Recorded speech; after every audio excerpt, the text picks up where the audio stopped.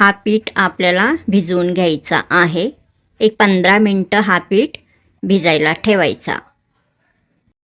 एक प्लेट झाकून मी 15 मिनटं हा पीठ भिजवून घेणार आहे। 15 मिनटं झालेले आहेत।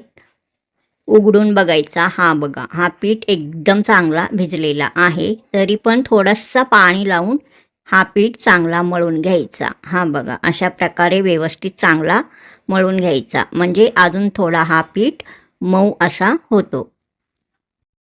शेंगा पोळी करण्यासाठी हा पीठ चांगल्या प्रकारे तयार झालेला आहे। हा बघा, अशा प्रकारे एकदम छान पीठ तयार झालेला आहे। हा पीठ अशा प्रकारे मळून घ्यायचा। आता हा पीठ मळलेला आहे। शेंगदाणे थंड करण्यास ठेवलेला होता। आता तो व्यवस्थित चांगला थंड झालेला आहे।